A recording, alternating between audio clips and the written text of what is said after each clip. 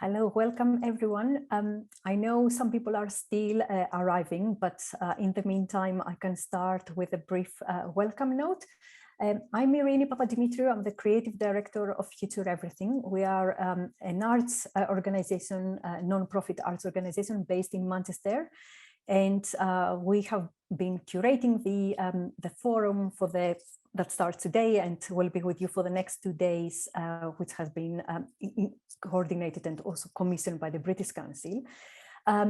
So I'm looking forward in the next couple of hours and also tomorrow and Wednesday to having here some brilliant artists from across the UK and Jordan as well, but also curators and other practitioners working with digital culture and digital media and technologies to share their exciting work, to tell us about how they engage with technologies in creative and critical ways, how audiences engage with digital artworks today, but also an opportunity for everyone here to share some opportunities and challenges and share best practice.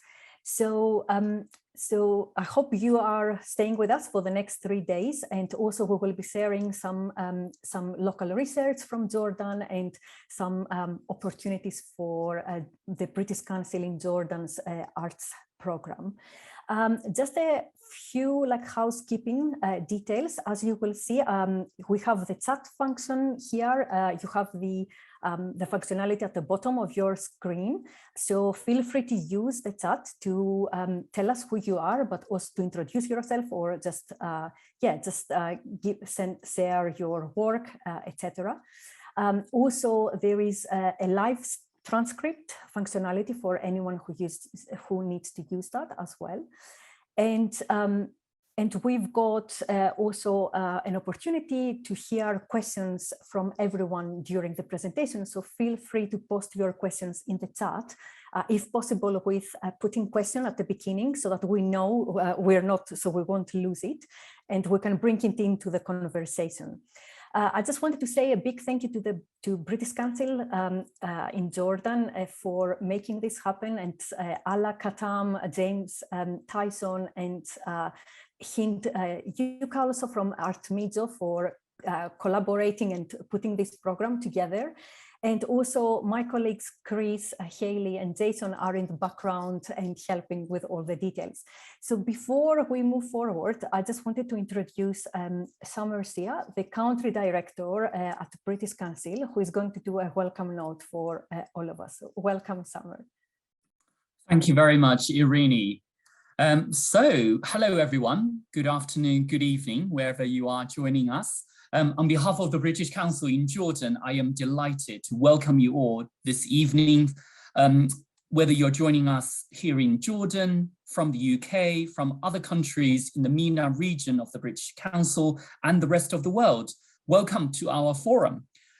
So the British Council is the UK's international organization for cultural relations and educational opportunities, and we build connections, understanding, and trust between people in the UK and other countries through arts and culture, education, and the English language. And here in Jordan, we've been doing that for the last 74 years, since 1948. And arts, as I have mentioned, is one of the 3 pillars that underpin our work in Jordan, in addition to the English language and education. And 2 key principles really drive our arts work, and that is culture connects and arts responds to global challenges. So our forum today answers to both. We will instigate new models of collaboration between arts and digital, building on research and innovation with the aim of growing new communities of practice and enabling UK-Jordanian connections and initiatives in the arts. We will also respond to what has been accelerated throughout this pandemic, and that is digitalization. Through a forum like this, we hope to build intercultural confidence and competence of creative professionals and organizations like yourself, enabling the whole community to come together to collaborate internationally. We also hope to change attitudes towards major global challenges, such as digital poverty, particularly attitudes of young people today, through access to culture and creative expression, including in the protection of cultural heritage and social inclusion. Speaking about our focus of this forum, we know that new digital technologies are transforming how people work, study, and exchange ideas. COVID-19 has sped up the transition already towards the digital delivery of projects and programs in multiple sectors, and the world of arts and culture is also part of that. As a response, and to make sure our work is future-proof, we at the British Council have made a commitment to significantly expand our digital offer, using new platforms to widen access to exciting and inspiring new work from the UK and provide opportunities to develop skills, share insights, and collaborate creatively with a much wider and more diverse audience. And this online forum is just one example of how we can work to create new opportunities and connections through our arts programs outside the narrow footprint of physical presence, which will allow us to connect with and reach more people from every corner of Jordan and hopefully every corner of the world. This British Council's Arts in the Digital Age Forum, curated by one of the leading UK art agencies, FutureEverything, will bring together some of the best expertise in digital arts from the UK and Jordan, with the aim of providing a space for exchange, learning, and hopefully contributing to future professional connections.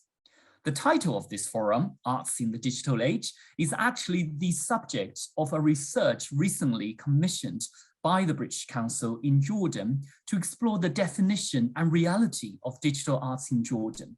So this area has been identified as one of the priority areas for the British Council in Jordan as a direct response to the local needs identified through consultations with the sector here in Jordan.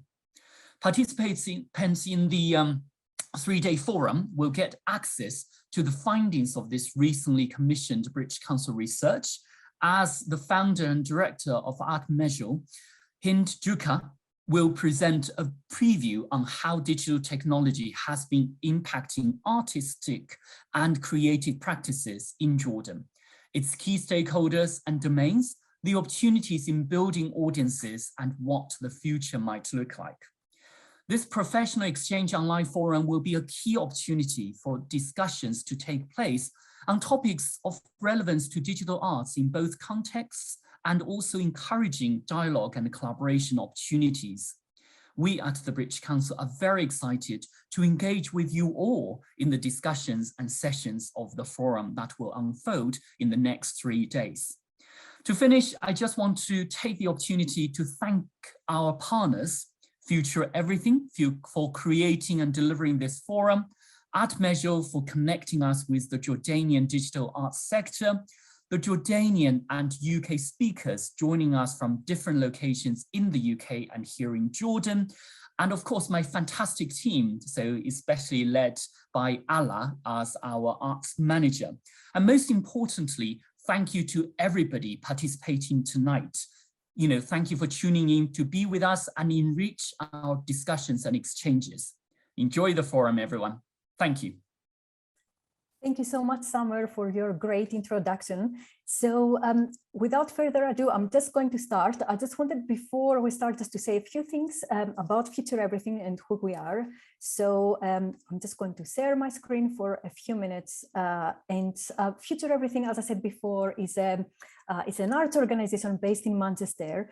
And as many, some of the organization and artists that you will hear from in the next 3 days, we are not a venue-based organization. So we collaborate with many people, we collaborate with museums, with different sectors, with the industry as well. And also a lot of the work that we put out is in the public realm, like this installation that you can see on the screen, which was from an exhibition that we curated in Athens last year with immersive and interactive experiences, including this one, Everything Every Time, by artist Naho Matsuda in Qatar, just before the pandemic. Actually, we were lucky to take it there. but also we create works in different other formats, for example, gallery settings, as I said before, or even forums like the one that we have here in the next 3 days. You can find out more about us on our website and social media. And also we hope that some people will be following this conversation on social as well. We just wanted to, as Summer said, we are going to, in the next few days, we're going to hear from some brilliant people about their practice, but also talk about exchange and collaboration opportunities between Jordan and the UK.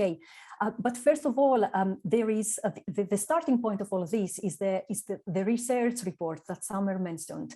So the program will be responding to this. And I just wanted to introduce our first speaker, who is Hind Joucka from artmejo, the organization, the platform that is promoting art and culture in the Arab world, which is really exciting.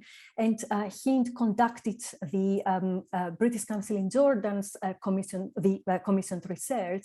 And I'm very excited to have her here today so she can share with us some of her findings. So Hind, welcome to the forum, and we're looking forward to hear from you. Thank you so much, Irini. Thank you so much for the introduction. Let me share my screen real quick to share my presentation. So thank you, Irini, and thank you, Summer, and thank you for everyone joining us today. So today, as mentioned before, I will be talking about the research that we conducted for the British Council in order to learn more about the digital art scene in Jordan, to sort of understand a little bit more the context of digital art in the Jordanian scene, the practical definition of it. I have spoken to a lot of people who are actually attending with us today. I just saw a couple of names that are familiar. So we started talking with different practitioners to learn more about how are creatives incorporating digital technologies within their practice? Are they doing so or not? To what extent? What kind of challenges have been presented to them when they are practicing digital technologies within their art format? Is it impacting the digital? Is digital impacting the creative output in any way? And are people from the cultural sector sort of collaborating with people from the technology sector to sort of bridge the gap in between the two sectors and sort of create opportunities for networking and collaborations? We want to learn more about also like the level of capabilities and skill sets within digital technologies that is being incorporated within creative practice. So the process of the scoping itself, we decided to do one-on-one interviews with key stakeholders, as I mentioned before. So we spoke to visual artists, designers, people working in galleries, museums, foundations, individuals and entities working in music and in dance and performance arts, in the film industry, as well as trying to reach out to public and private higher education establishments in order to learn more about the educational side of things that provides the knowledge and skill sets for up-and-coming emerging artists. We also spoke to cultural entities and, importantly, created surveys to learn more about audiences' perspective, whether they're excited about seeing more art that is digital or seeing more new experimentations. And finally, we spoke to people working in the innovation and tech industry to also see from their perspective how they are finding the connections with the creative or cultural sector.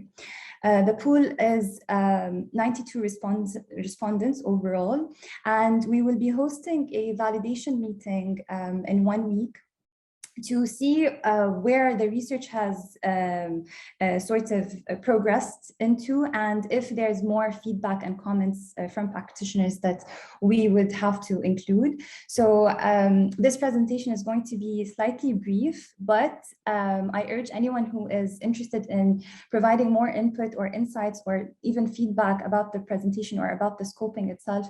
I have my email at the end of the presentation, so please get in touch, or like at the end of this, you can leave your comments in the chat or any questions. So to talk a little bit more about the definition of digital art within the Jordanian context, we tried to see the global definition of digital arts and sort of compare it to the local scene. Within the global definition, we see that it's a little bit of an umbrella term that has different practices within the digital technologies included in art.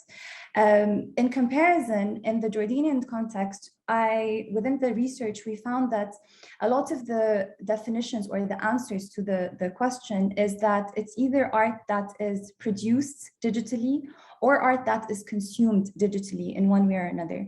And some examples of that is people working with softwares on computers or their tablets and then printing out an artwork. You have audiovisual productions, 3D printing and laser cutting, 3D projection mapping, and any utilization of tech hardware for example, like synths and MIDI controllers in music production. So you have the way that you are producing the artwork itself, but also the way in which the audiences are consuming the work, whether it be through social media or through their screens in one way or another. And that also acts as one of the most important ways of the artwork consumption, because it adds in one part of the other to the concept of the artwork itself. So to give you some examples of that, we have one of the most recurrent names was artist Zaina Saeed, who does digital collages, and then she produces them into physical prints. We also have Yazan Saraira, who does live looping of his music. So he does looping through the MIDI controllers and synths, and he does his own solo show, creating all parts of the production, the musical production, which is really cool. And finally, which goes back to my point, we have Ala Yunus, who incorporates 3D printed sculptures within her installations as additional media to interact with her audiences in relation to a specific concept. So here we are seeing also there's a divide where we have artists who work in digital art as the medium, and then they explore different concepts within that, or the other way around, where we have artists who work on the concept and then implement or employ digital art to underline or emphasize their concept. So it's two different strategies of incorporating digital. To talk about how much we are seeing more consumption as well as production of art digitally. The past couple of years, and within the pandemic, obviously, and with lockdowns and all the safety regulations, we've been seeing that there was a very rapid change into going virtual, so into moving into the digital world, which was forced upon us, negatively or positively. We're going to discover in a little bit. But what's interesting is we have seen a lot of individual artists as well as entities try to venture into the virtual realm, even though they haven't before. So we've been seeing a lot of shows being streamed online. We've been seeing a lot of virtual exhibitions, live performances on social media. And we are seeing a lot of the physical go into the virtual in one way or another. Now, this was a positive thing because a lot of people started reaching out to a wider audience. Obviously, you have a pool of like global audiences at your disposal. A lot of people have ease of access to culture. So we witnessed a lot of cultural democratization online. But the negative side to it was that the people who were able to technically and who had the resources and tools were able to go virtual. But there is a very good percentage of entities that didn't have any of these technical equipment or the knowledge or the know-how to go virtual, and therefore they were stagnant for a couple of months, which really affected them financially. It affected the sustainability of a lot of businesses. So it was positive in one way, but negative in the other, as well as the fact that going virtual or investing in going virtual didn't necessarily mean the continuation of having practices continue to be virtual.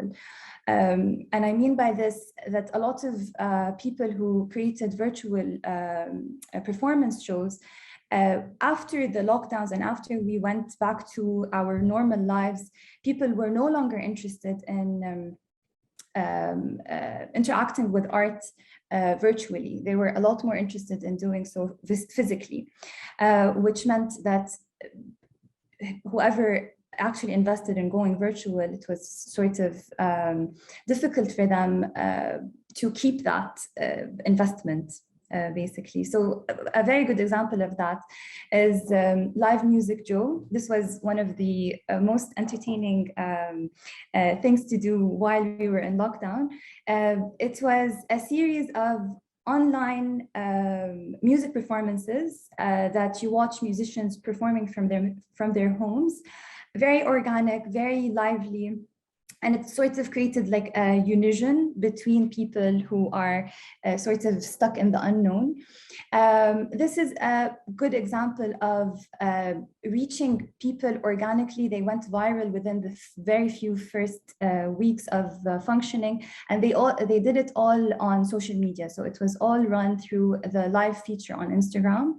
However, I was speaking to the co-founder of the initiative, May Sahli, and she said that right after we went back into normal life, people were no longer interested in tuning in virtually. So that's one very good example of it. Another really exciting thing that I felt was genius, and I had to share here, of how entities were creative to make sure that they are continuing their activation and continuing to interact with their audiences virtually, was the National Center for Culture and Arts. It's always a mouthful.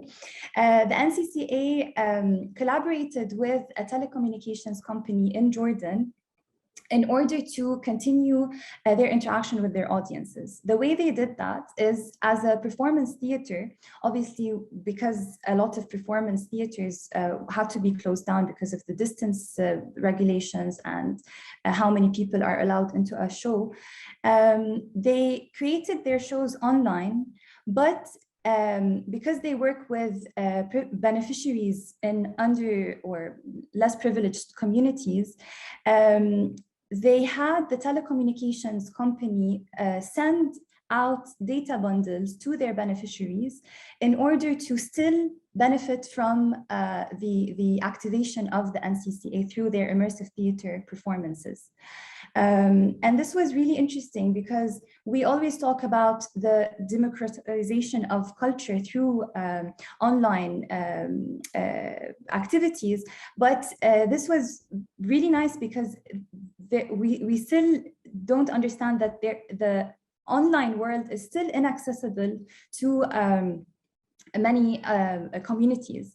So people don't have enough data to be able to watch a show necessarily, but they sent them these bundles in order to continue watching these shows because they wouldn't have afforded to do so otherwise, and the impact is still there. The final example is virtual exhibitions. So I also hope that artist Dalia Al-Ali is with us today. Dalia started creating her own solo art exhibitions virtually through a like third-party platform. And she started contacting galleries in order to help them, because as we were saying before, some of the entities lacked the information or the technical tools to go virtual. So she helped them set up their own exhibitions virtually, and it was really nice. She had a lot of sales from global audiences, but on a local scale, she said that people were still interested in seeing the artworks in person prior to making a purchase or prior to making a decision. So we still have that physical element that we still cannot get rid of in terms of the consumption of art. Now, one of the really important questions the research aimed to answer is there any ways of collaboration or networking between the cultural sector and the tech sector? And the short answer is not really, or not extensively. It feels like both sectors are working in parallel, and we're not seeing that much layover between both. However, we have discovered some really interesting collaborations between the two sectors, where the collaboration was more to serve a specific problem, and it was they found the solution to this problem in the creative sector through innovation and using technology. And we'll see some examples in a little bit. But there's really excitement from both sides to try and find modes for collaboration and try and find at least the beginning of the thread, because they still feel like they wouldn't know where to start if they want to talk to the opposite sector. So the tech sector don't know where to start when they want to approach people from the creative sector, and vice versa. So to talk about some of these examples, we have this young lady, Jana Al-Shara. She decided to create 3D printed Braille for piano keys to help her visually impaired friend learn how to play the piano. So these Braille was 3D printed with TechWorks, using their technology and their printers, and it aimed to solve a specific problem. Another example of this is Suhail Qa'in. He also works with visually impaired kids and adults, and he uses scented colors as well as electronic colored readers to teach kids how to draw and how to recognize colors, which is really cool as well. And another example, I also saw Mike, hello, is the comic artist Mike Derderian. He had a collaboration with a gaming and animation company called B Labs, and they created his artworks or comics into an animated short film. And it was also interesting because from what I heard from both sides is that they do work a little bit differently, which was interesting because it's still in the creative realm in one way or another, but they found a really nice way to collaborate, and the end result was really nice as well. So we also need to talk about cryptocurrency and the trends of NFTs and what the response of the Jordanian market has been to that. So to start off, cryptocurrency is illegal still in Jordan. So the Central Bank of Jordan doesn't recognize it as a currency. Therefore, NFTs are still not widely being experimented with from creatives in the scene. So 75% of our respondents have heard about them, but not that interested to dig a little bit deeper. They know about it, but very superficially. Very little of them actually have extensive knowledge within it. But we had in general, some nice feedback of people wanting to learn more. So I'm excited to hear more in the next few days in this online forum, because I'm sure it will be beneficial for a lot of the attendees. And we spoke to a couple of artists who have a wallet in cryptocurrency, and they have been minting their artwork, and they have been selling. They've been minting their work, and it's sort of like a small group of people who connect each other on their platforms, but they don't necessarily sell a lot, or they don't sell for high prices. But according to them, it's more of a long-term investment. So it's like they're keeping their money in stocks, but it's all experimental. They're still trying to figure out the click or the trend here. So they're just putting up works that they feel might click, and they also relate to their original practice as well. So to go through the audience survey very briefly, and to learn more about what audiences want, they are interested in seeing more digital art being produced locally. They want to see more work that is out of the box, a little bit more experimental. They talked about the spaces that we have in Jordan, which sometimes, according to them, limit their practice. But there is interest there. And an example of that is that we, with the FutureEverything and the British Council, had an event, an online performance by artist Patrick Trussett, where he painted a local Jordanian artist called Layla Hajbi, using his robots, and the robot was able to identify the profile of the artist also virtually. So it was virtual in the production as well as the consumption of the performance, and it was really exciting because a lot of people were interested in it, and we had really nice feedback because of it. So there is interest, but the challenges here that I want to go to, and one of the first challenges is that there is still limited or unpredictable financial sustainability in digital. People still, because there is sort of demand from audiences, but not enough demand to make sure that the artist is still sustainable, as well as the gallerists, as well as the institutions, or in the case for performances and musicians, the space for that in order to continue the production of the art. People are still hesitant to go into digital fully just because of the unpredictability of demand and sustainability of it. We spoke about the limited knowledge and technical expertise. It would be great to have more of these, for example, these forums, these cross-cultural exchange programs, workshops. Most of the time from what we heard is that the resources are expensive and difficult to find in Jordan, so we need to import them in.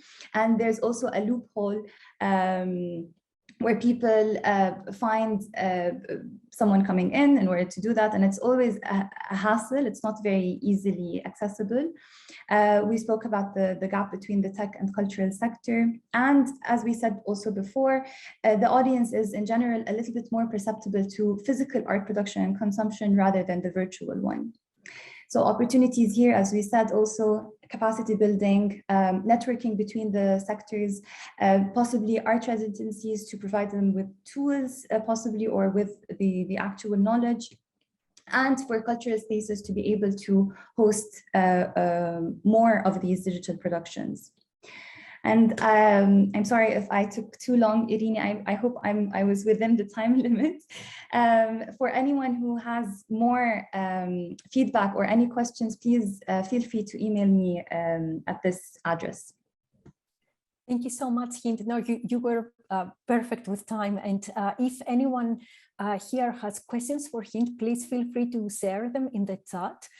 This was really, that was so interesting, Hind, and a lot of the findings that you shared are so, although I know you conducted the research in Jordan, are so relevant internationally. Definitely speaking from the UK side, a lot of what you talked about is relevant to what is happening here. And we will be touching on some of these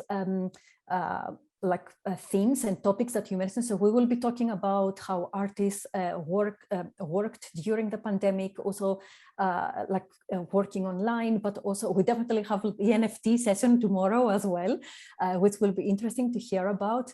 And and of course, like the majority of artists and practitioners that we have will be also sharing a lot about collaborations, because one, at least from like my experience, one thing that has always happened in terms of like this sector is that we have always worked in collaboration with many people, like from scientists, like technologists, artists, designers, etc. So I'm sure that many artists will be referring to that as well.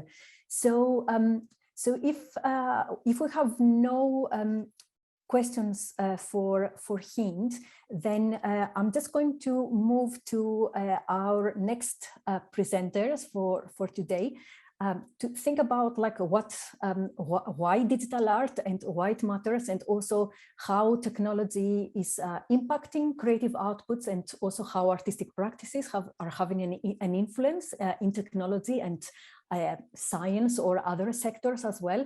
So I'm very pleased to have two art collectives here, like artists from Ruth Jarman and Joe Gerhardt from Semiconductor, and also Kit Monkman from KMA, like both collectives based in the UK.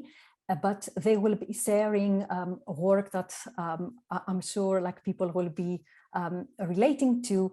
So just to introduce first Ruth and Joe, they are known, Semiconductor are known for their artworks, which explore the material nature of our world and how we experience it through the lenses of science and technology, questioning our place in the universe. Semiconductor have been artists in residence and internationally renowned science laboratories, including CERN, the European Laboratory of Particle Physics, Mineral Sciences Laboratory, Smithsonian National Museum of Natural History in Washington, DC, and the NASA Space Sciences Laboratory. And they have exhibited their work internationally. So Ruth and Joe, welcome, and we're looking forward to hearing from you. So Ruth will be presenting and Joe will be joining us for the conversation afterwards. Great. Well, it's very nice to be here today and to be able to present to you. Thanks for the introduction, Irene. I'm going to try and fit into my 10 minutes talking about 3 works that we've made fairly recently over the past several years. And as Irene said, we've been working together as Semiconductor for more than 20 years, and we're interested in the material nature of the physical world around us and how we experience it. And we're specifically interested in the matter and events and processes that occur beyond the limits of our perception. So initially we turned to the tools and the processes and the languages of science and technology as a way to reveal these things to us. But it was during a fellowship that we did at the NASA Space Sciences Laboratory at UC Berkeley, and we were talking to a solar physicist called Janet Lumin, and she said to us, you know, science is a human invention, it's nature that's real. And we felt that this gave us the license to start questioning the processes of science and technology a bit more. So the first work I'm going to talk about is called Earthworks. It was commissioned by Sonaplanta, which is a collaboration between Sonar Festival in Barcelona and Surigay Foundation in Spain. And you can see in this image here, it's a computer-generated animation that's projected onto a 20-meter long zigzag screen, and it has surround sound. And the work was inspired by a visit that we made to a quarry in Spain, in Lleida. And you could see these layers in the face of the quarry, and you could see how the landscape had been formed over thousands and thousands of years. As this river, which had shifted across the landscape, had left these deposits of all these different sized stones. And we were really interested in how scientists can create an understanding of how this has been formed, which steps beyond our experiences of time into a kind of geological time frame. And so we went looking for ways that scientists have developed to try and create an understanding of this. And one of the ways we came across and that we found quite intriguing is called analog modeling. And this is Oriol, and he's in his laboratory at the University of Barcelona.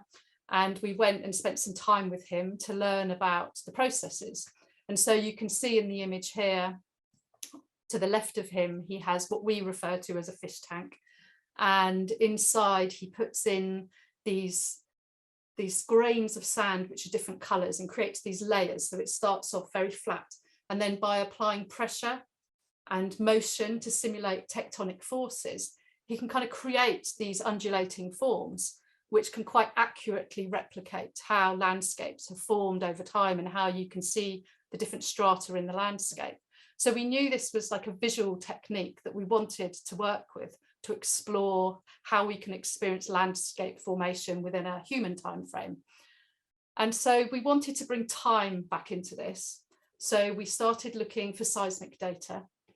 And seismic data, of course, is capturing vibrations of the earth shifting around us. And so we worked with seismic data from glaciers, from earthquakes, volcanoes, and man-made seismic data in the form of the vibrations from the quarry, which we visited. And again, we worked with the University of Barcelona to collect this seismic data. And so we created our own animation tool using millions of particles and these colorful layers. And then we applied the seismic data to this. So the seismic data then animates these layers and gradually deforms these multiple layers. And so that you're listening to the seismic data and seeing the seismic data at the same time. So I'll just play 1 minute of documentation of this work when it was installed at Sonar Festival in 2016. And the sound might not come across very well. Get the idea. It's quite noisy.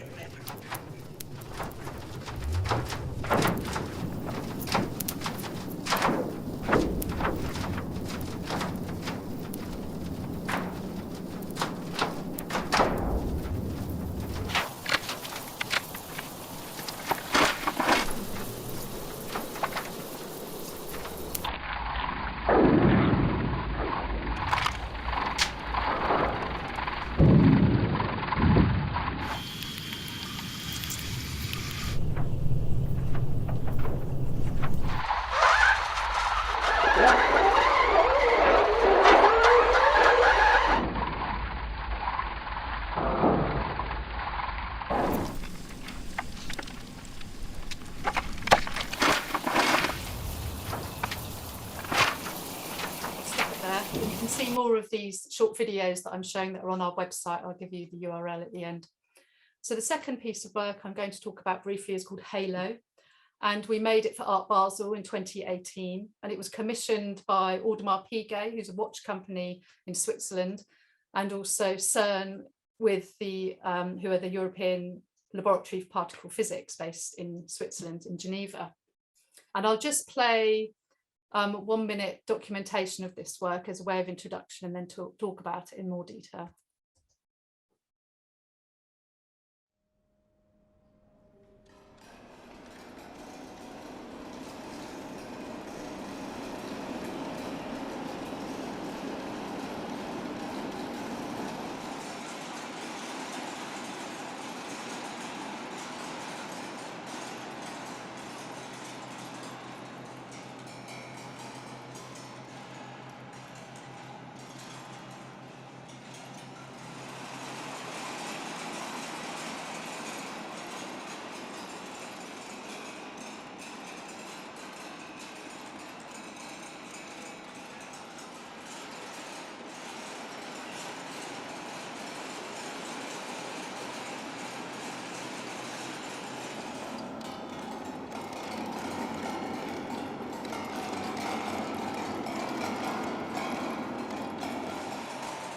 So in 2015, we were artists in residence at CERN, the European Laboratory for Particle Physics, and it has the Large Hadron Collider experiment, which is the largest scientific experiment in the world.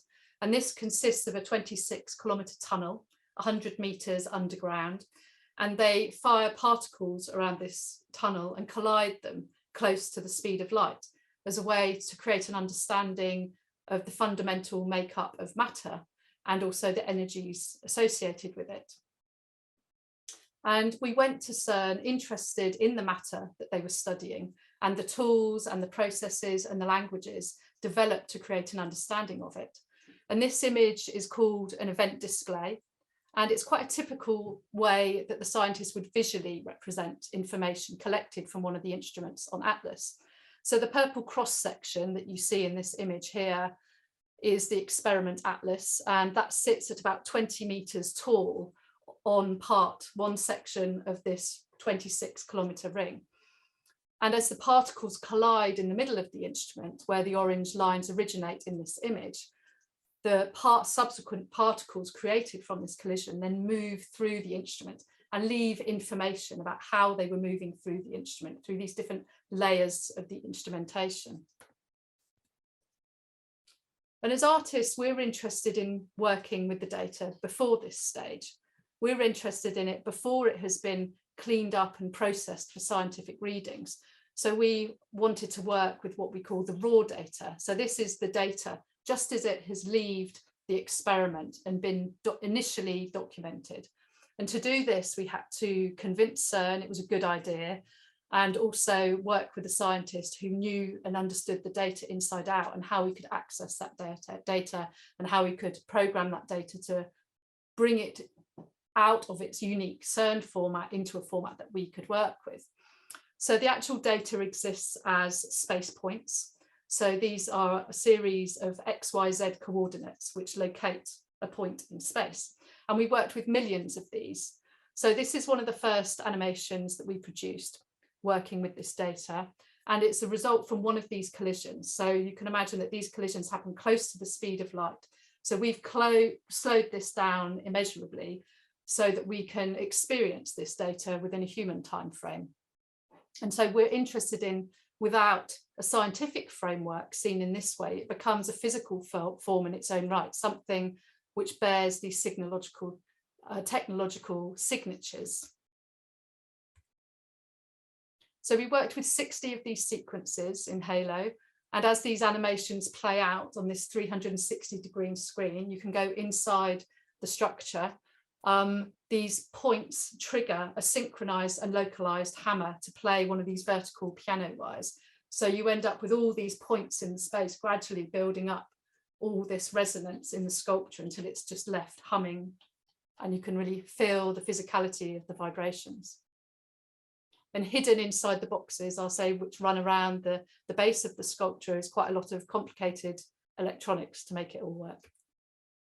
So Halo is ultimately an experience. The audience doesn't need to know it's born from science, but we think that by looking at and listening to the data, that there's this complexity that only nature can produce, whilst the sculpture also suggests this framework of technology. And when we work in this way, we like to refer to it as a technological sublime.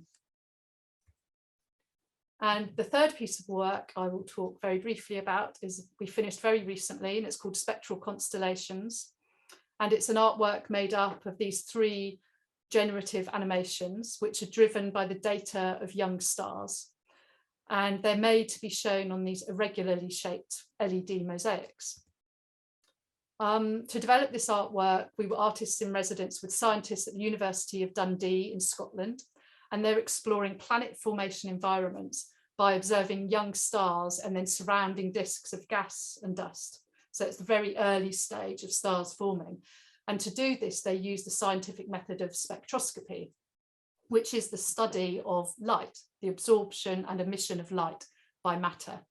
And so what they do is they take an image of the star where the light from the star goes through a series of prisms and refraction gratings, and then that splits the light up into its constituent wavelengths, which is what you can see here.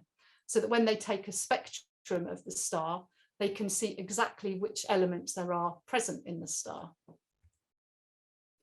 So to make spectral constellations, we've laid out the data in these spectral arrays. And then as the data ebbs and flows and changes over time, this causes the data to merge and interfere and creates these patterns. And the LED, the shape of the LED mosaics that you saw in the first image, they take on these irregular shapes, and they reference the method that's taken by the telescopes when acquiring the data, where they target sections of the sky for observation. And then we use these to remind us of the presence of humankind as an observer of this phenomena. And there's our website and our Instagram handle. Thanks very much. Thank you so much, Ruth. That was brilliant. I've got loads of questions, but I'm going to keep them for like our conversation. So if anyone has questions for Ruth and also for Kit, who is going to present now, please post them in the chat and we're going to pick them up in our conversation. So I would like to welcome now Kit Monkman, a founder of Art Collective KMA. I'm sorry. Kit is a leading artist working with screen-based art and interactive media, and he directed the visually experimental UK feature Macbeth in 2018 and co-directed Universal Pictures' The Knife That Killed Me from 2014. And with KMA, Kit has worked in the public realm, creating works that have transformed iconic spaces, for example, London's Trafalgar Square to Shanghai's Bund, and also has worked with artists including Prince and DV8. Most recent work, People We Love, is a 5-screen video installation which premiered in York Minster. Over to you, Kit, and we're looking forward to hear from you. Hi, well, hello everyone, and thanks for having me. And wow, Ruth and Joe, that's amazing work. I look forward to talking more about that in a minute. I'm afraid I'm going to go very low tech on you now. Once I've shared my screen, just a moment. Okay. Okay. So we're going to start, as I say, in a low-tech way with the campfire. And my kind of starting point, if you think before the printing press, for the majority of human history, I think this is how we've told stories, how we've sung songs, enacted dramas, how we've amused, frightened and consoled each other. We've kind of sat around in groups.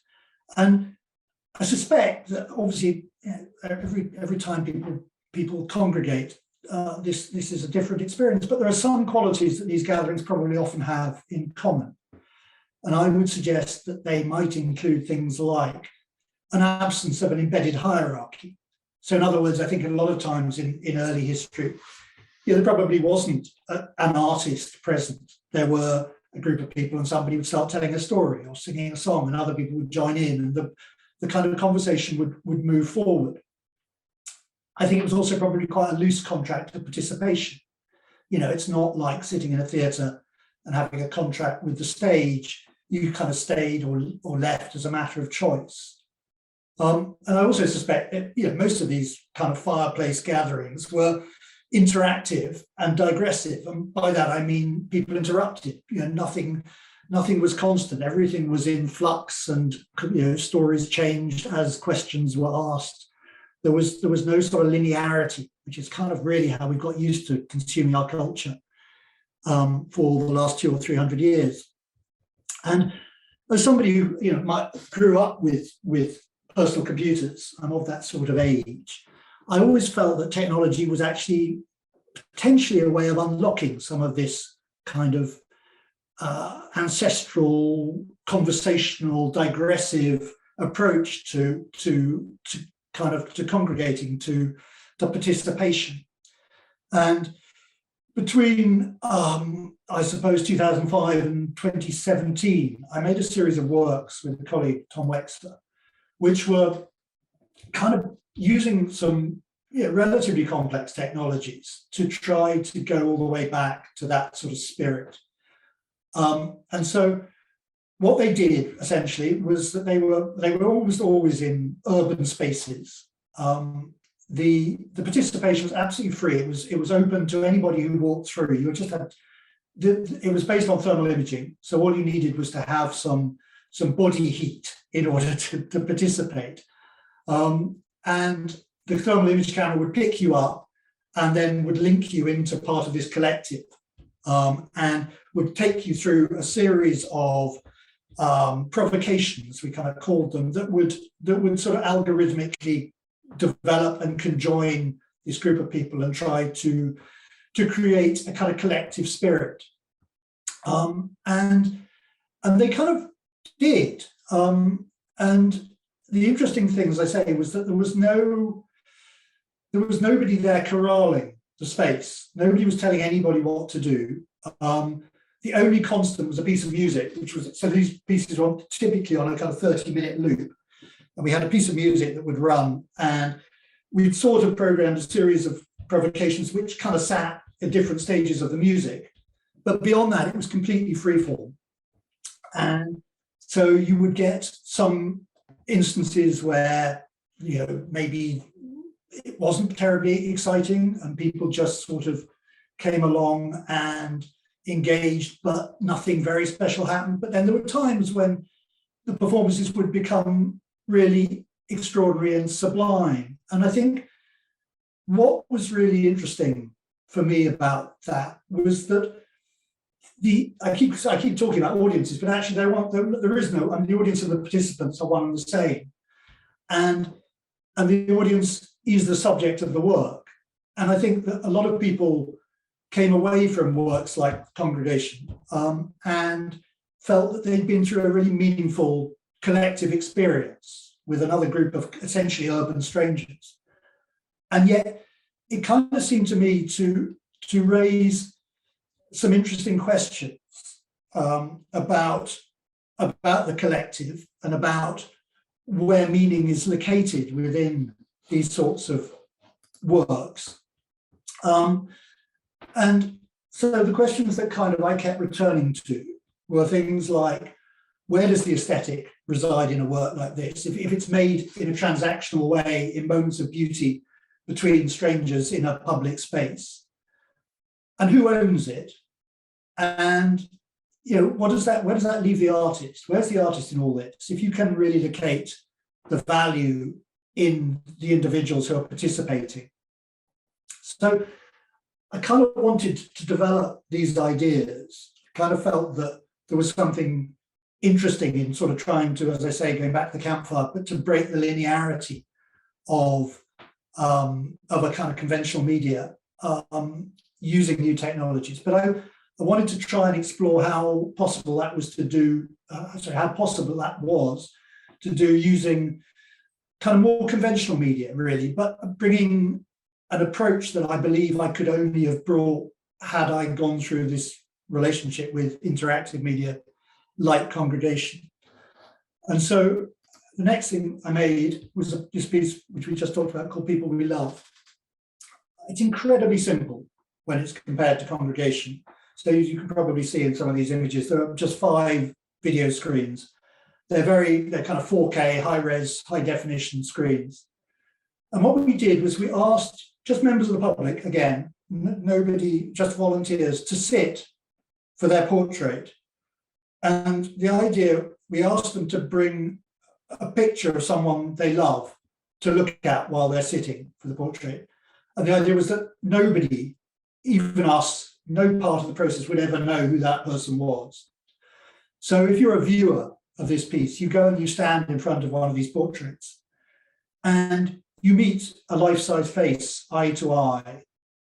And it's a bit like the kind of don't think of an elephant in a room. It's impossible, I think, not to think, who is it that they're looking at?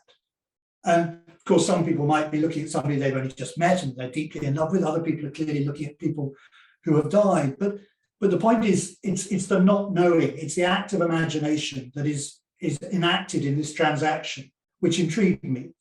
And again, it's a transaction that doesn't belong to the artist. It doesn't belong to anybody other than the 2 participants. And it's a question I'm increasingly interested in, and maybe something we'll discuss as we move forward in the conversation. But the idea that if the value of a piece is real, but it's not located with the artist, where is it, and how possible is it to make works that actually convince participants that the real value of that work is located within them and within their fellow participants? And that feels to me like something which digital technology has unlocked. And although, as I say, People We Love is actually probably much more conventional. I mean, you couldn't have shot in 4K, 30 years ago, but you could probably have done very expensively a version of this on film. But it comes from a tradition of, a practice of interactivity from congregations. So even, for example, you'll see that there's a spotlight in front of each of the screens, so that if you stand in front of it, unlike being at a gallery where, as a viewer of a piece in a gallery, you are not seen as being part of the process. Here, we very much wanted to say that this is a dialogue. It's a dialogue, and you, the viewer, are just as important as the thing that you're looking at.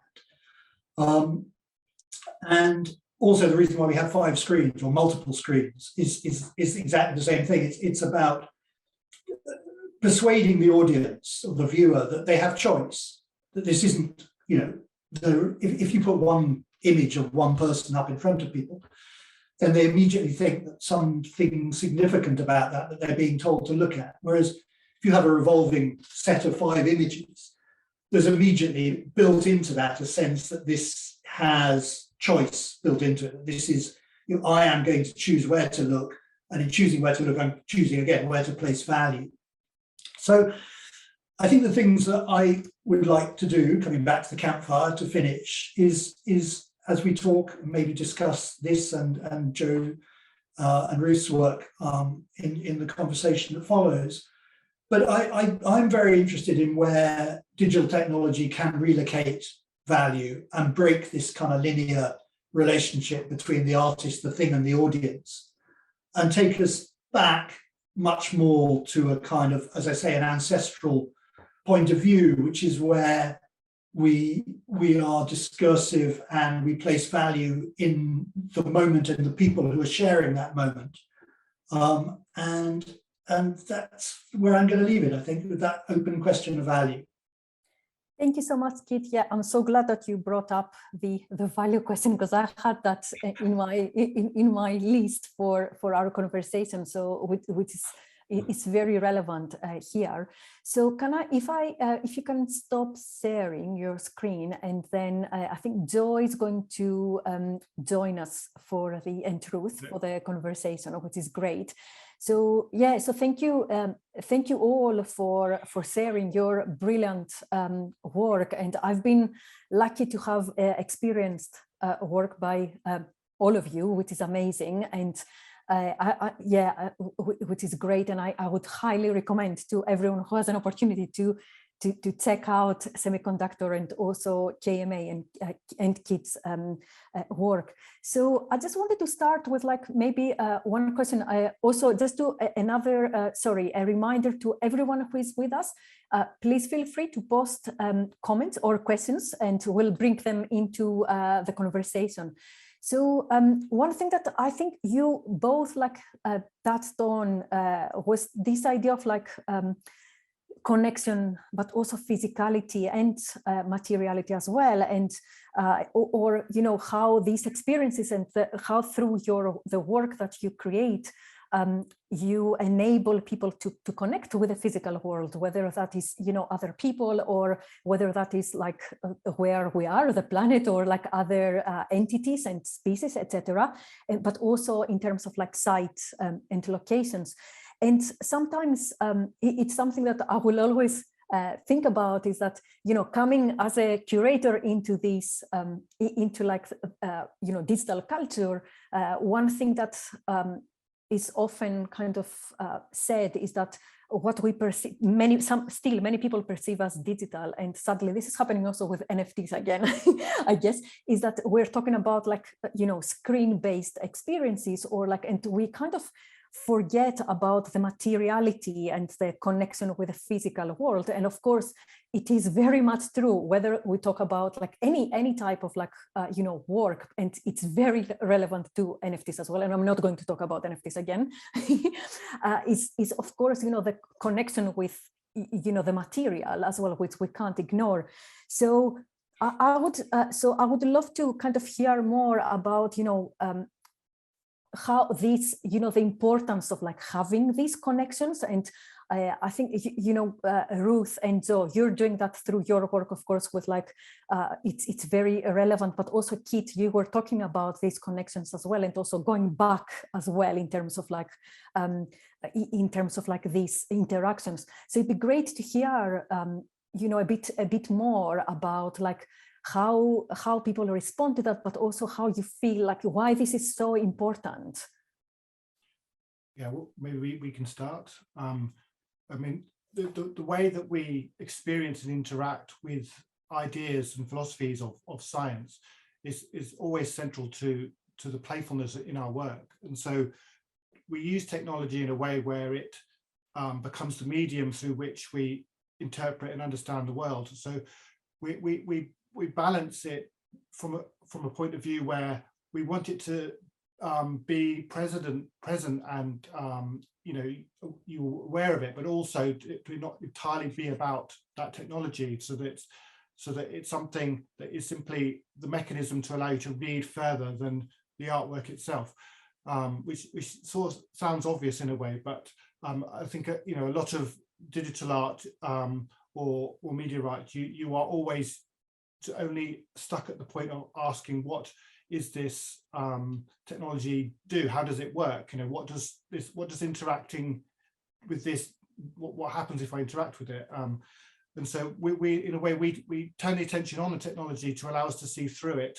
And so we're not so much talking about what is technology in our work. It's more about what is science and what is reality at the deep end. But these aren't things that we answer. Art isn't about finding the answer. It's about reframing the question and about unlearning, unknowing. I think I've said enough. Do you want to? Well, I'll just add to that. It's interesting thinking about things in this context, because when we first started working with digital technology, it was the first sort of generation of current like home computers. And so as artists, we were coming to that and trying to understand what it could potentially be as an artistic material. And our approach to doing that was creating a lot of experimental works where we tried to pick apart the language of zeros and ones of the computer. So as artists, it was still like how an artist would work with paint, or a sculptor with stone. Which is why they call semiconductor. Yeah, so it's still kind of that same approach. It was like, what is this as a material, and how can we create our own language with it? So we were still talking about it in terms of how you would refer to something as sculpture or a material that you would work to. So there was never any sort of distinction for us when we first started thinking about the digital in that way. Absolutely, yeah. Kit, do you want to? Yeah, I mean, I think when we first, I think that relationship between the material embodied kind of presence and the represented image is an interesting one. When we first started making works like Congregation, we just had the projection on the floor, which meant that people couldn't really read the image. They engaged with each other and they engaged with the space. But it was only when a couple of iterations in, we put a big, essentially TV screen, like a kind of 15-meter wide TV screen, which projected a bird's eye view of the whole for everybody, so that they started to see themselves in kind of multiple perspectives at the same time. They would see themselves as an embodied physical person within a crowd, but then they can also see how they're part of a pattern. And that kind of absolutely transformed the way that people would behave in the space. But it was also really interesting in this idea, I think, about those sorts of gateways, if you like, between the embodied and the two-dimensional and the digital, and they're all digital in this instance, but those different forms of representation, I think, were and are really interesting. But I love in the way Ruth and Joe's work, there's so much of that kind of analogous representation of physicality in a kind of new visual form, which just really excites me. Mm-hmm. I just wanted to bring like a comment from somebody in the chat, like Anna, who says that these, your works make me think about responsibility and care within our relationship with materials and others, which is so relevant as well. And it kind of makes me think, of course, like thinking about art and the role of artists, like, going through still a pandemic as well. And which of course we will be coming back to in the next few days as well, but it's something that I guess I keep thinking in terms of like, what is our role as arts organization, also what is the role of artists. And of course there are like times when I've been thinking that, it's a lot of responsibility that we're putting to artists, right, in terms of like having to care, like to engage, and to bring people together as well, and breeds kind of communities, etc. But also it makes me think about what you said before, Kit, like during your presentation about value as well.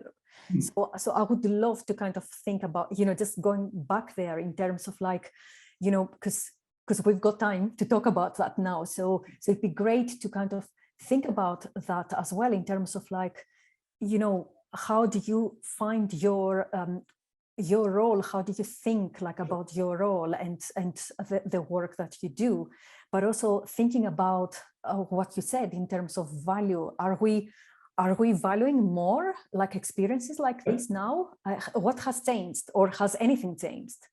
Yeah, sure. Well, I mean, I think for me, I believe that empathy, it begins as an act of imagination. And so that kind of inner imaginative space is a hugely important part of all of us as human beings. And my concern is culturally, if you like, my concern is that, well, I'll tell you what, I mean, I a couple of years ago, just before the pandemic, I went to a seminar or whatever it was, and there was a guy from Google there, and he was giving a talk on mindfulness. And it just suddenly struck me that so KMA's work, the big public work, we sort of started to get cold feet about doing it more and more because the spaces we were often working got more and more privatized.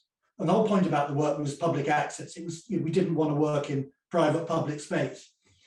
And I was sitting in this chat with this chap from Google who's basically saying, we can sell you mindfulness back, which just seems such an irony. There's somebody from Google a company spent billions and billions trying to steal people's attention, are now trying to market that and sell you back a peace of mind. And I became very kind of interested in the idea that actually what we're really facing now is the privatization of private space, of inner space. We're being commodified so that everything, our time and our imagination, our space is being filled up to a point where actually perhaps we are doing ourselves a disservice, and perhaps we are becoming less empathic and less certain of the value of ourselves, of our interior. So in terms of value, I'm very interested in, this is partly why I'm sort of interested in trying to make work that relocates the value, that says that, well, very quickly, I know I'm sure Ruth and Joe have got something to say. A lot of people, when they see people we love, make an association with it between the Abramovich piece, which, the artist is missing, or the artist is present. And I feel that that's totally different, because there, if Marina Abramovich had gone to the loo or whatever she was doing, and I'm sure this never happened, but it had her assistant sat in, whoever sat there in front of the assistant would have felt that the piece lacked value, because it's about her as an artist. It's about this, again, this hierarchical view that we culturally have of saying the values in the artist in the hierarchy. I mean, I could go on about that for ages, but I just feel that alongside of that, there needs to be, in my mind, an attempt to try to reevaluate the value of actually staring into any human being's eyes, not just Marina Abramovich's, of trying to understand how we can collectively create moments of sheer kind of beauty and value that we all go away from. Go, we made that. We didn't. It wasn't Prince or whoever else. It was us. And I'm just intrigued by that. Sorry, I'll pass on to Ruth and Joe. No, it's great to hear that. Yeah, I guess there's a similar kind of empowerment that we try to give to our audiences as well. And on one level, that happens just through the way that we're working with science. That's a good example in that, you know, science is often something that people tend to feel is quite remote and they can't understand it, and it's something that's difficult to understand and not accessible. And I guess a lot of the time we kind of recontextualize that science. Like, we're not obviously trying to teach people about science, but we're looking at that as a language. We're trying to get people. I introduced at the beginning talking about Janet Lumen, and when she had said to us that, you know, science is a human invention, it's nature that's real. And it's really interesting to think about science as just being a language that's just something that mankind, humankind, has developed to try and create an understanding of the physical world around us and biological world. And so it's not necessarily an answer, it's just about asking lots of questions.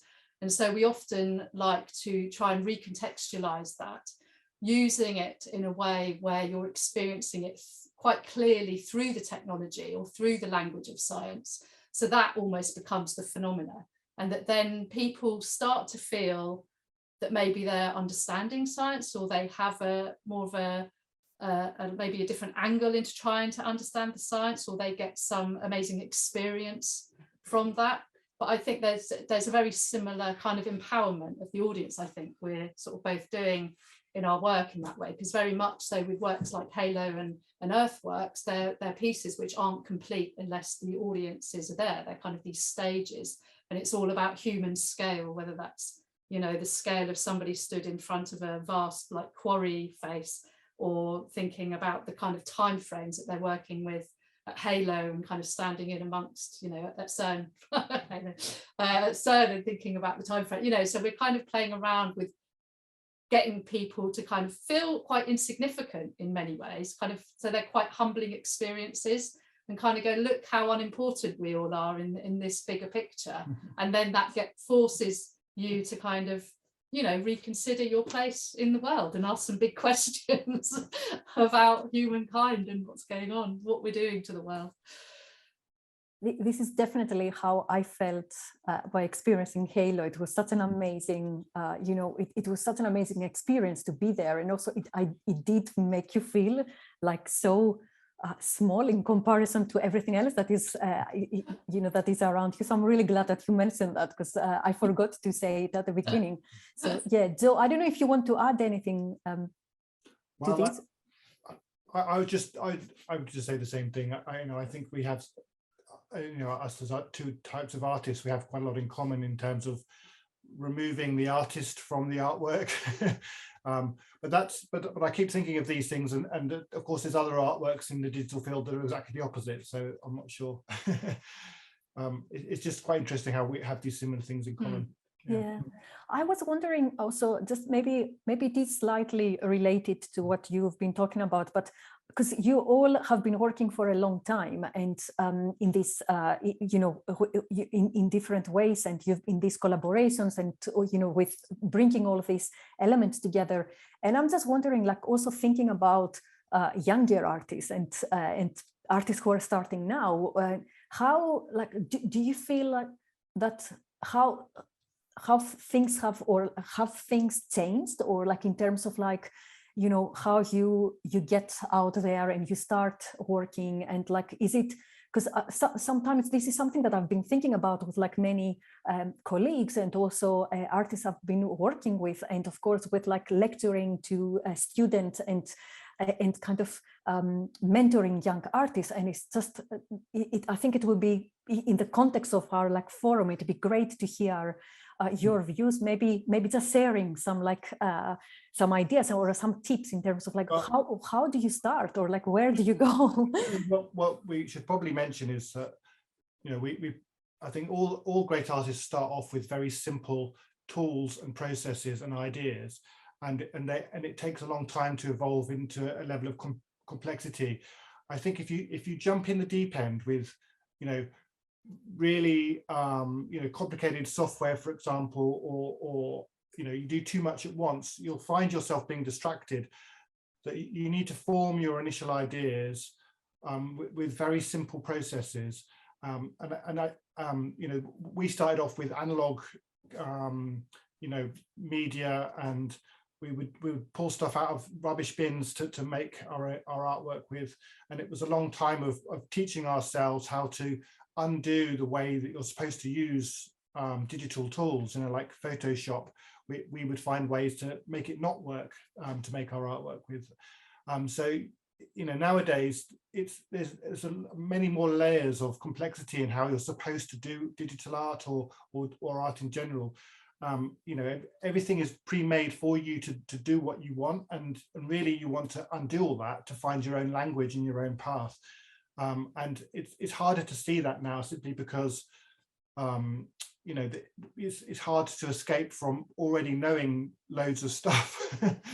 And there's so much available. There's so much. It's like it can be difficult, I think, to know where to start, maybe for some people. But I think, we've just always kind of tried to stick true to the really methodically just working through ideas and evolving and developing, and then reflecting on trying to understand what we were doing, and then slowly progressing.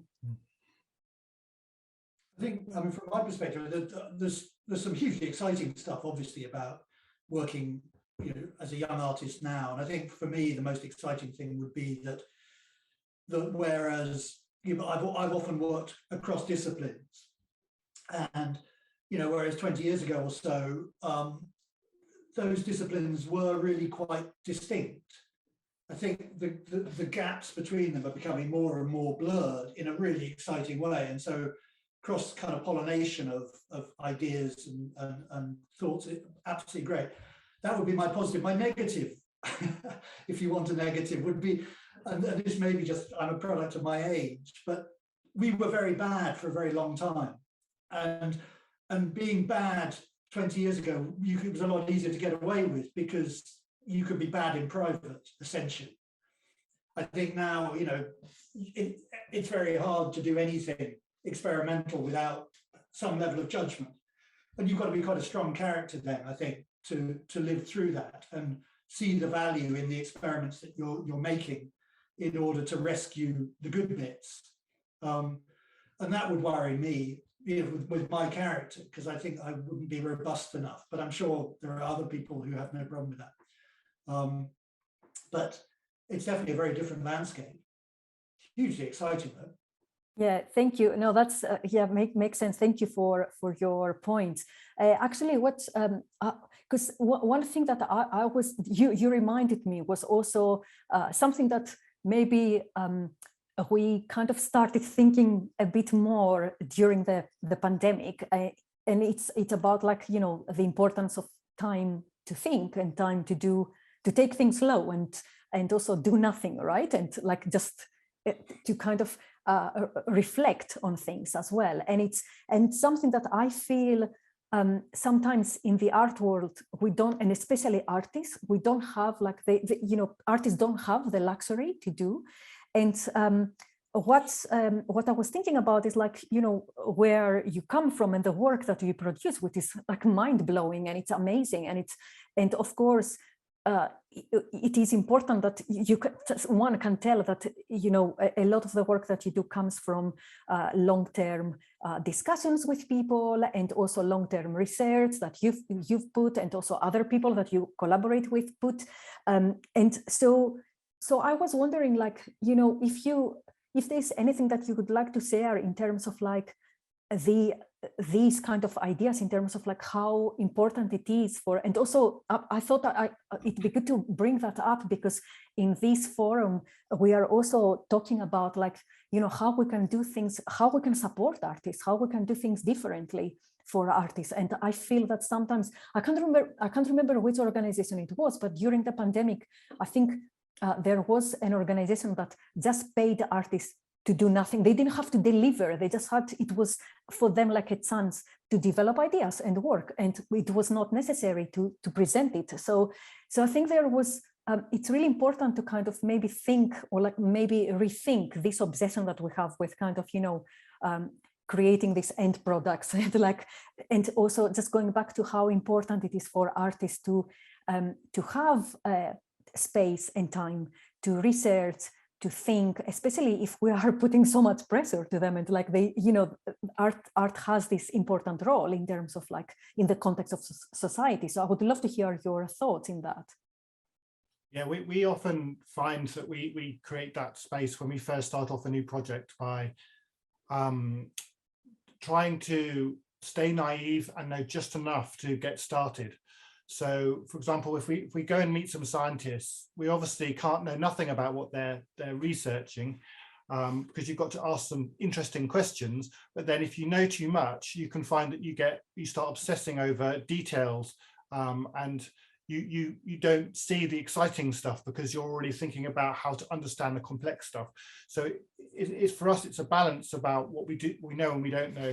And we're often playing with that, I think, in our work, to find that exciting thing that, in some respects, it seems really obvious. You've got to be able to stand away from it and get a perspective on it. And you can't do that if you're constantly cramming your head with ideas. So I think that's something all artists who are constantly moving on with new ideas have to do, to learn to work through that process. And I think on a practical level, certainly when we first started doing residencies and fellowships in science laboratories, like the very first one we did, which was at this Space Sciences Laboratory in the University of California, and it was funded by Arts Council England, and they did this series of international residencies, and the emphasis was that they were just about research and there was no expectation to produce any work. So it's amazing because it takes all of the pressure off and you really are free to explore, and we just had the most amazing time. And so many of our residencies and fellowships, I think all of them have been like that, just because we've said that that's, as we've kind of accrued experience, we've said this is absolutely the best way to work, and it's the way we will make the best work if you just give us freedom to be. And I'll just mention a residency hack. Whenever you do a residency, you'll get it by putting in a great idea that the people organizing it will want to hear that you've got the best idea to do at that place. But don't go there thinking you're going to make that idea. That's what you use to win the residency. When you go there, you'll do a completely different piece of work because you'll find something else that you didn't think about before. And you've got to be open to new ideas. Otherwise, there's no point in doing a residency. If you've got one idea, you don't need a residency. Well, and actually, the one time we did apply to something with an idea, which was more of actually making a particular piece of work, the curator was really surprised when we still went back, when we'd had this period of development time, that we still went back and we developed the actual idea because we were quite excited about it. And she said, "Oh, I thought you might come back with a different idea." So a good curator, I think, always understands that, an artist's ideas can evolve and change along a journey. That's a very good tip, definitely. Yeah. I think art and technology have always been linked, haven't they? But if you go back to the Renaissance or whatever, maybe a new color was discovered every 50 years or something. So the relationship, although it's always been there, was very slow. I think one of the things that's happened, obviously, over the last 25 years is that the thinking as an artist and the development of the technologies that make new colors, for want of a better word, possible, has been just so bewilderingly fast. And I think that's put a huge challenge. I'm sure it's something you'll probably talk about a lot over the coming days, is, partly about the language those two different kinds of ecosystems might speak, and how do you bring them together in a way that they can have meaningful conversations. But it's also, I think, quite hard to have very strong, simple ideas when there's just so much noise. So really, you're absolutely right. I mean, I think the lockdown, one of the outcomes of it was that opportunity to stop and think.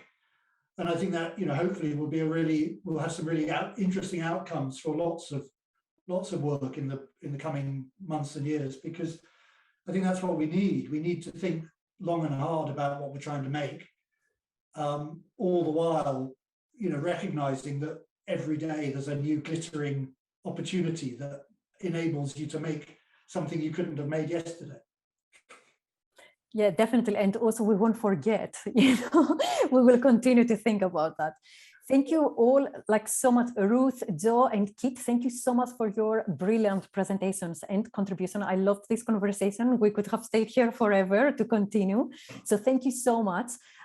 Before everyone disappears, I just wanted to say that we will have a 5-minute break, and then we have an exchange session, which means that we don't need to be in this webinar format. We can all come into a meeting room and we can see each other and chat and also share some experiences, but also challenges, etc. So I hope that people will be able to join us for that. We have the link in the chat, so we will leave this room open during the break, and you can click on that link in the chat if you want to come to that exchange session, and it will tell you that you are about to move to a different Zoom link. So so thank you all so much. Also, one thing to say that we will be sharing a questionnaire during these 3 days. We would love to hear your feedback. We would love to hear from you, what we can do next, or what else we can discuss. But I look forward to seeing everyone in the next session in about 5 minutes. And yeah, Ruth, Joe, and Kit, thank you again so much. And Hind, thank you for your presentation earlier as well. Bye, everyone. See you soon.